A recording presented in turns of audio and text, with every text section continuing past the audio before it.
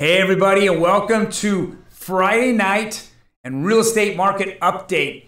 Thank you for joining us. I know there's plenty of other things you do on a Friday night or throughout the entire weekend, but if you want to know the up-to-date news and up-to-date numbers, then you check us out every single Friday or every single weekend. We'll give you that information. My name is Troy from the House Heroes, and right below me is Ryan from the House Heroes. Hey Ryan, how's it going, buddy? Doing all right, bud. Good, man. There's just, every single week we're packed full of information and news that come out. Just in the world itself, social media going crazy. You know, the news is going crazy. The national media is going crazy. Absolutely. You just don't know what to believe or what to say. What we like to do is bring you the real numbers, the raw numbers. We break them down and we show you why this market is the hottest and greatest market of all time, or at least up to the birth to right now, it's the best market of all time. And his birth was a long time ago. Yeah, well, the birth of a nation. That's it. So let's get right into in the news. So, you know, Ivy Zellman, CEO of Zellman Associates, I follow her. She's pretty on it. I really like her numbers. I like a lot of things she's coming out with. She says housing will fare better than expected during this severe downturn. We couldn't agree more. New home sales rose slightly in April, defying expectations of a huge 22% drop. Well, whose expectations were those? Okay, some economists, but who blasted those out there? You did, Diana Olick. I was chucking the stuff in my TV.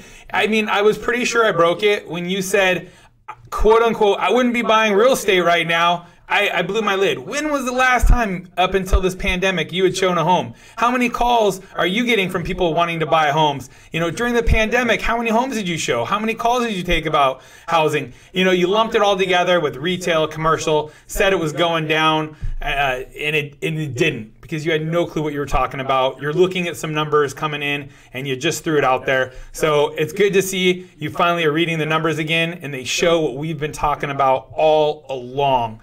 Again, you follow up with mortgage demand from home buyers shows unexpectedly strong and quick recovery. Unexpected to you, not unexpected to us. We've been saying this all along. And the quick recovery has surprised most forecasters, such as yourself, who don't have a real feel for what's going down in the local communities, on the street, and in true residential real estate. So, Mark Fleming, economist, First American, says we know that April really was the trough, I think, for the housing market. We do expect the rebound to be quite strong in the May numbers that will come out at the end of June. So we're already starting to see some of those May numbers come out. We'll go ahead and show you those here in a little bit from our local MLS, which covers Orange and LA County.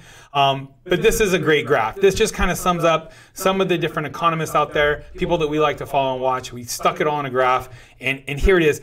Everybody's expecting this to be 2020, 2021, and 2022 real estate prices to go up, except for one source. What is that, Troy? It is a survey says. Survey says. It's actually what's happening is the general public, because they listen to the fake news. Exactly. Stop listening to fake news. It's everywhere. It's in politics. It's in social media. It's everywhere. It's just fear-mongering, and we continue to see fear-mongering the whole time. If I look back at my two predictions, one is I said this in April. I said, open the economy back up and put masks on everybody. Try that. No, that didn't happen until yesterday. Right? Yesterday. Now we can all go out, but we still have to put masks. Now we're putting masks on. Second thing I said was, when I saw the positiveness through April, I said this is the greatest housing market of all time. Absolutely. Greatest market of all time. I don't care what all those forecasters are saying. They're just making you, Joe Public, fear more. So not only were you just locked in your house and guess who you were watching? The news to see what was happening about the coronavirus. You have all these bozos getting sit in front of your TV one after the next saying negative, we're losing. Come on. UC Irvine came out and said there's going to be more deaths in Orange County than there'll ever be in Italy over COVID. That was completely wrong. Wow. It was completely fear-mongering. You had estimates out there from national newspapers that in February said this was all a hoax to in March, saying we're going to lose 2 million people. I mean, it's just such a garbage in, garbage out. Yep. It's manipulation. That's what it is. So that's what we're here for, the numbers. If you look at these numbers right here, the only negative here again is the public, because it's perception of what actually is being fed to you by garbage. Fake news. So if I really look at this, I don't even believe any of these people. We've already surpassed all these numbers. If you look at 2020, we're already up over 4%, and this is going to keep climbing. If I look at Fannie, they're not even talking about 1%. Are you kidding me? It's just the demand is out there, and there are just no properties, and that's what we're seeing. That's what what Ryan's putting all this together, all these numbers and forecasts that people are talking about. What we're coming to a conclusion is it's never stopped. COVID just brought down the amount of homes that were for sale, but the demand never diminished. So if there's less homes for sale, there's less sales being made. Now, as more people are more opening themselves up and putting their houses on the market, the demand is already there and it's sucking everything up. And the problem is that everybody who was scared to buy, because Diane Olick and all that, they should have bought during COVID. You understand that during that time in April, you got the best deal so far this year. We're almost 6 months into this year. And if you look back and you said, well, hey, Troy, Ryan, House Heroes, when was the best time looking back to buy? I said it in April. I'll say it now. It was April, when everybody was scared. Everybody was like, I don't want to go into a house. I don't want to buy a house. They're not lending. They were lending. We made those sales. We made those clients happy. And now they're turning around. And a lot of those clients have $10,000, $15,000, $20,000 in equity alone just in the market ratcheting up. Yeah, I mean, if they would have listened to Diana Olick, how much money did she lose people that were listening to her? Millions upon millions upon millions. And this survey right here proves that point. And shows me a TV. I'm going to collect on that one. Yeah. More news coming in. We've talked about it. Layoffs. We've talked about, the sectors that are affected just aren't the sectors where people were traditionally preparing to purchase a home. On top of it now, we're getting numbers back out. 75+% of job losses are temporary layoffs and furloughs, according to employers. That's a very sizable chunk. That is great news. And there's also reports of large-scale hiring at firms like Amazon, Walmart, CVS Healthcare, and other companies that saw increased demand in reaction to the pandemic and partial shutdown. Industry is changing. People, had a shift in how they're doing business. There's gonna be jobs out there for people. It just might be in different sectors, but they're gonna be out there, and that's very good to see. Here's an example. I have one of my clients, and you actually see her in some of our advertisements. We just closed her house in the beginning of May. She actually listened. She got a fantastic deal on a home in Garden Grove. We closed it, and her and her mom own a nail polishing, nail beauty salon. And she just reopened, and she said, all these younger kids don't want to come back to work. All they want to do is they want to keep collecting their unemployment because they're getting paid so much money on unemployment. I think it's through July? Is it through June or through July with $600 a week that come in? And so now she's out there and she's hiring in more people that are replacing the people that do not want to work. Wow. And that's just from my client in a small business. So that's what we're seeing out there. That's awesome. And then also a Gallup poll came out, and real estate at 35% remains the most favored investment to Americans, as has been the case since 2013, when the housing market was on the rebound. More than a third of Americans have named real estate as the top investment since 2016 from Gallup. And this is it, 35%. Next best is 21% stocks. And I don't care if this is wrong or right. It just doesn't matter what the real best investment is. It's perception. And the public's perception is that it's real estate, and where are they going to put their money? And real estate. And that's what we see happening right here. So the numbers. The numbers. Let's get down to the nitty gritty. Inventory of homes for sale. I know it might be hard to see on whatever platform you're watching this on, but back in 2018, there were 6,800 homes on the market, and this is predominantly LA Orange County market here that this board serves, and that's where these numbers are coming from. Last year, there were almost 7,500 homes available in this MLS, and it has dropped this year. It's down 31.7% to just over or just under 5,100. A huge shortfall. Well, what's interesting is obviously you can never get a survey or you can't look at hard numbers of how many buyers are out there. But I've got to say there's 50% more buyers out there now than last year. Oh yeah, definitely. And there are some of the numbers we're able to get. I know we get reports on housing, and they break it down a demand level. I'm not sure where they pull their numbers. I also know that Showing Time, there's an app where you can schedule showings for realtors. Not everybody uses it, but it's enough use across the area that they're able to see when there's a surge up or a drop down, and they'll issue data as well. And we track that, and there is an absolute surge. I don't know what the number is off the top of my head, but I know it is. It's pushing all-time highs. Yeah, all-time highs. Plus, we go in with Mortgage Bankers Association numbers on how many people are filing for purchase money loans. They're putting in an application to get a loan to buy a home, and that is up roughly 20% year over year. So those are the numbers that help us show demand year over year. Here's a new listings number. As we know, it's 34% less new listings in May. Year over year. Last year was almost 3,800, and the year before it was over 3,800. And what does that all equate to? We're about to get sold out. It just keeps dropping. We're at 2.6 months of supply in single family homes, and these are May numbers. I expect June to be even worse. Yeah, and I mean, if you really take a look at these numbers, this is all 4 counties. If you break it down to just the Inland Empire, the numbers are dumb.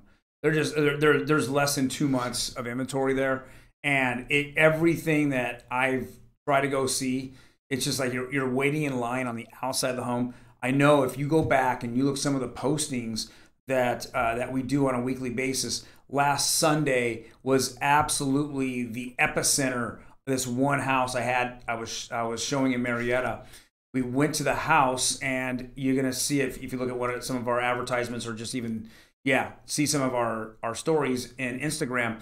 There were 28 showings in one day. So we walked up to the property, and there was a sheet there, and had all of our names 15 minutes apart from 9 a.m. to 5 p.m. And it had like the rules of engagement were on the very top. Play nice. Right. Play nice was the very first thing. You have 15 minutes in and out. Actually, you have less than that because you want at least a minute to have the house to cool down. I'm not quite sure what that meant, but you think about that, 28 showings on a Sunday on one house. That allowed 15 minutes for each one of those groups of agents and their clients to walk through. That was only on a Sunday. On a Saturday, absolutely, I can imagine just 28 more. Every one of those people, if you really take a look at all 56 people, only one gets to purchase that house. Well, and let me ask you this. 55 others that are floating around, looking to buy houses on top of that. Well, let me ask you this. A typical open house, it's a great open house. You might get that many people through there, just looky-loos, the neighbors, whatever. Right. But what hoops do these 56 people have to jump through and their agents jump through before they can even get on that list? Do they have to do PED, What did you have to say? Coronavirus addendums. So every single buyer going into the house has to have a coronavirus addendum, taking the responsibility of any incident or accident or catching anything, onus off of the seller and keep it on to the buyers and the buyer's agents. So the amount of coronavirus addendums, which is the term is called PED, PEDS is the acronym for them. You got to think that agent took 56 of them, probably more, because literally when I asked to go see the house, she time slotted me. I couldn't even time slot her, meaning I couldn't ask, well, this is what I want. My clients want this. He said, no, take this or leave it. I'm just plugging holes at this point. And that was on a Thursday. So she already had. That was a Thursday. So yeah. Yeah. And then any other houses that we had shown in that Marietta area, there was always either someone right before us or someone waiting on us to get through the house and come out. And do you know how many offers they got on that property? My client, when they walked up and they actually saw that, they kind of chuckled. and said the listing price is affordable. By the time this property goes, it's unaffordable. Yeah. It literally is unaffordable. And that was their attitude. I don't, they understand. And if you have a good agent, they're going to provide you with the information after talking to a listing agent on how many offers that are available that have been submitted. I'm averaging anywhere from 8. Typically, I'm running into 8 to 12 on any property that's halfway decent. That's priced properly. Yeah, and so I've got your numbers up here. This is San Bernardino County, Troy. Whoa. You've got actives. They jumped to 430 actives, but pendings through the roof. I mean, literally through the roof. Let's shift to Orange County. And then sold. So let's see Orange County. Bam. Yeah. The next 2 slides. Orange County for the first time. Actually, Southern California for the first time this year, or since I've been tracking this, has had more solds through all 4 counties, Los Angeles, San Bernardino, Riverside, and Orange counties, than they've had actives hit the market.